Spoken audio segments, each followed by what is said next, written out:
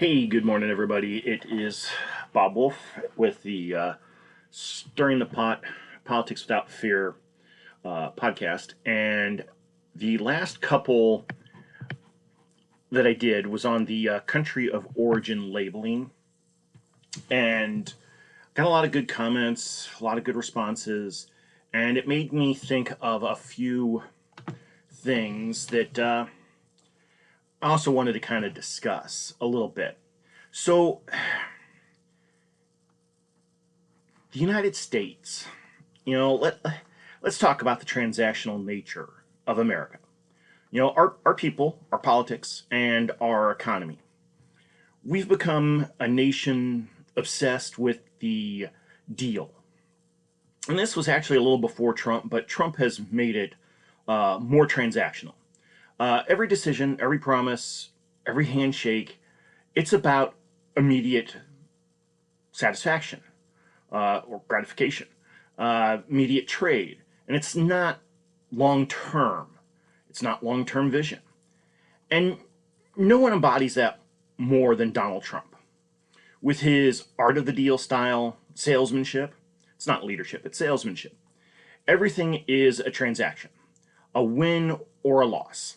And if you're not careful, he'll sell you the same product twice and convince you you're getting a bargain.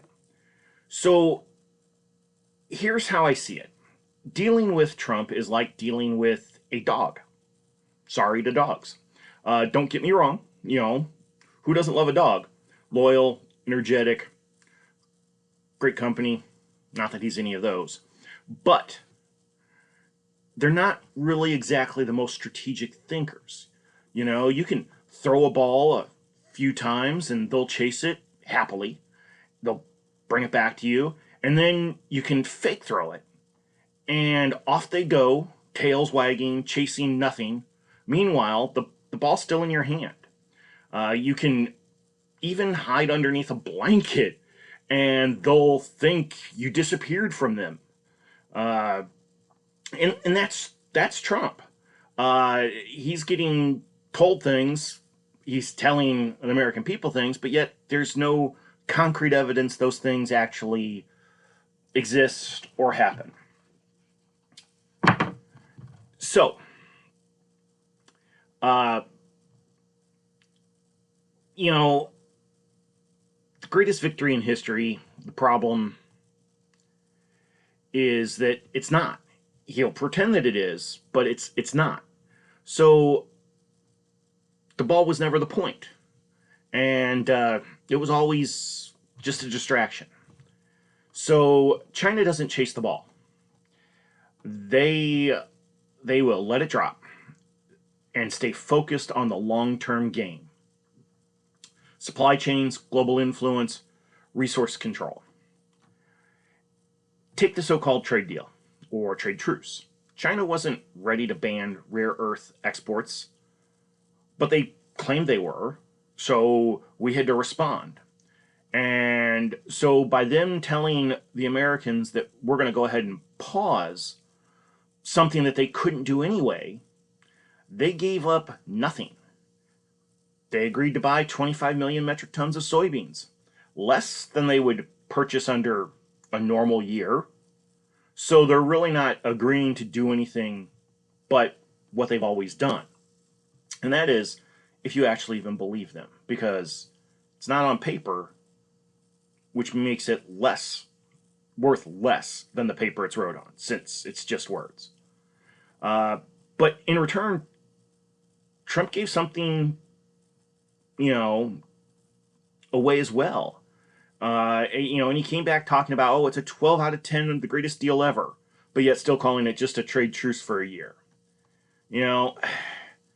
Sounds great until you read the fine print, and then you realize there's no print at all. Meanwhile, China already booked Brazilian soybeans for December. Yeah. Yes, they booked shipment of Brazilian soybeans for December.